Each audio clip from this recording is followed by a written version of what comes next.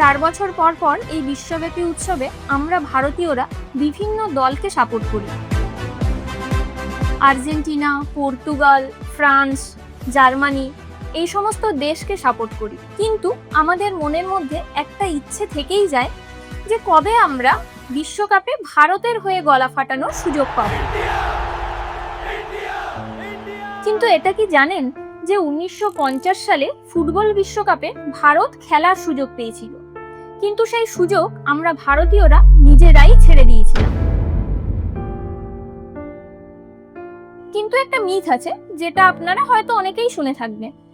ভারত খালি পায়ে খেলতে চেয়েছিল আর ফিফা তাতে রাজি হয়নি, তাই ভারতীয়রা অংশগ্রহণ করেনি। কিন্তু এই কথাটি সম্পূর্ণ ভুল। পুরো গল্পটা অনেক বেশি ইন্টারেস্টিং। তাহলে আজকে আমরা কথা বলবো পৃথিবীর সবথেকে বড় স্পোর্টিং ইভেন্ট ফিফা ফুটবল বিশ্বকাপের ইতিহাস নিয়ে। জানবো কিভাবে শুরু হয়েছিল, কোন মুহূর্তগুলো ইতিহাসে আজও অমর হয়ে আছে, আর সেই সাথে জানবো ভারতের সেই অবিশ্বাস্য গল্পটা। তাহলে শুরু করা যাক।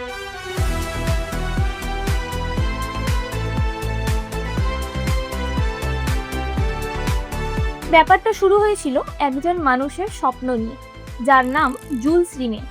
ফ্রান্সের এই ব্যক্তিটি, তিনি ছিলেন ফিফার প্রেসিডেন্ট। তার একটাই স্বপ্ন ছিল যে সারা পৃথিবীর দেশগুলো এসে এক জায়গায় ফুটবল খেলবে, একটা বিশ্ব চ্যাম্পিয়নশিপ হবে। 1930 সালে উরুগুয়েতে প্রথম ফুটবল বিশ্বকাপ শুরু হয় এবং তখন মাত্র 13টি দেশ খেলেছিল। ইউরোপ থেকে অনেক দেশই আসতে পারেনি, কারণ জাহাজে চেপে সুদূর দক্ষিণ আমেরিকা যাওয়াটা অনেকটাই ঝামেলার ছিল। প্রথমবারেই একটা মজার ঘটনা ঘটল। ফাইনালে উরুগুয়ে বনাম আর্জেন্টিনা, দুই দলের মধ্যে বল নিয়ে ঝামেলা শুরু হলো। আর্জেন্টিনা বলল আমাদের বল দিয়ে খেলা হবে, উরুগুয়ে বলল না আমাদের বল। শেষমেশ ফিফা সিদ্ধান্ত নিল ঠিক আছে, প্রথম হাফে আর্জেন্টিনার বল, দ্বিতীয় হাফে উরুগুয়ের বল। প্রথম হাফে আর্জেন্টিনা 2-1 এগিয়ে, টান টান উত্তেজনা। তারপর উরুগুয়ের বল আসতেই উরুগুয়ে 4-2 এগিয়ে। কাকতালীয় কিনা জানি না, কিন্তু উরুগুয়ে প্রথম বিশ্বকাপ জিতলো নিজের দেশে। এরপর 1934, 1938 ইতালি পরপর দুবার বিশ্বকাপ জিতলো। সেই সময় ইতালির কোচ ভিত্তোরিও পোজ্জো এখনো পর্যন্ত একমাত্র কোচ যিনি পরপর দুটো বিশ্বকাপ জিতেছেন। তারপর দ্বিতীয় বিশ্বযুদ্ধ 1942 আর 1946-এ বিশ্বকাপ হলোই না। 1950 সালে আবার ফিরল বিশ্বকাপ ব্রাজিলে, আর এখানেই ঘটল ফুটবলের সবথেকে বড় অঘটন। ব্রাজিল তখন অপ্রতিরোধ্য, নিজের দেশের মাটিতে খেলছে, রিও ডি জেনেরোর মারাকানা স্টেডিয়ামে।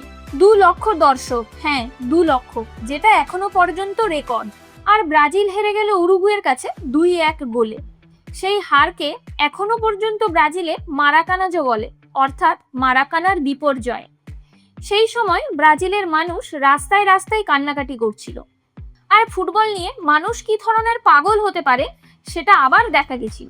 তারপর খেলতে এলো 17 বছর বয়সী একটি ছেলে, লেজেন্ড। 1958 সালে সুইডেন বিশ্বকাপে ব্রাজিলের হয়ে সেই 17 বছর বয়সী ছেলেটি খেলেছিল, যার নাম পেলে। Looks as if Yakimov, number 13 is. 16 is Garrincha. Number 10 is Pele. Garrincha, you see he could do it too. Oh! সেমিফাইনালে হ্যাটট্রিক, ফাইনালে 2টো গোল, ব্রাজিল চ্যাম্পিয়ন। পেলে হয়ে উঠলেন ফুটবলের ঈশ্বর। পরে 1962 আর 1970-এ ব্রাজিল জিতল। 1970-এ ব্রাজিল দলকে এখনো পর্যন্ত ফুটবলের ইতিহাসে সেরা দল বলা হয়। পেলে, জাহিরজিনো, রিভেলিনো, পুরো দলটাই যেন ফুটবল ভগবানের তৈরি একটা অপ্রতিরোধ্য দল। এবার বলছি সেই গল্পটা, যেটার জন্য আপনারা এখনো পর্যন্ত ভিডিওটি দেখছেন। ভারত আর ফুটবল বিশ্বকাপ। 1950 সালে ব্রাজিল বিশ্বকাপে ভারত কোয়ালিফাই করে, কারণ সেই সময় এশিয়ার গ্রুপে ভারতের সাথে ছিল বার্মা আর ফিলিপিন্স। এই দুটো দেশই সরে গেল, আর ভারত একটাও ম্যাচ না খেলে সরাসরি বিশ্বকাপে জায়গা পেয়ে গেল। ফিফার লিস্টে ভারতকে রাখা হলো 3 নম্বর গ্রুপে, সুইডেন, প্যারাগুয়ে এবং ডিফেন্ডিং চ্যাম্পিয়ন ইতালির সাথে। কিন্তু ভারত গেল না। কিন্তু কেন? সেখানেই আসে সেই বিখ্যাত মিথ যে ভারত খালি পায়ে খেলতে চেয়েছিল, তাকে খেলতে দেয়া হয়নি, তাই সে যেতে চায়নি। যদিও এই কথাটার খুব একটা বিশ্বাসযোগ্যতা নেই, তাহলে কোথা থেকে এলো এই মিথটা? সেটাই বলছি। 1948 অলিম্পিকে ভারত লন্ডনে ফ্রান্সের বিরুদ্ধে খেলেছিল। সেই ম্যাচে অনেক ভারতীয় খেলোয়াড়দের পায়ে বুট ছিল না।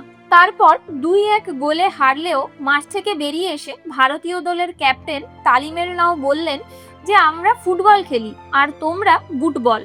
সেই ছবি, সেই কথা পশ্চিম মিডিয়াতে ছড়িয়ে পড়েছিল, আর সেই থেকেই জন্ম নিয়েছিল এই মিথ। কিন্তু সত্যি কথা হলো 1953 সালের আগে ফিফার কোনো নিয়মই ছিল না যে বুট পরতে হবে। 1952 হেলসিঙ্কি অলিম্পিকেও ভারত খালি পায়ে খেলেছিল, তখনও ফিফা কিছুই বলেনি।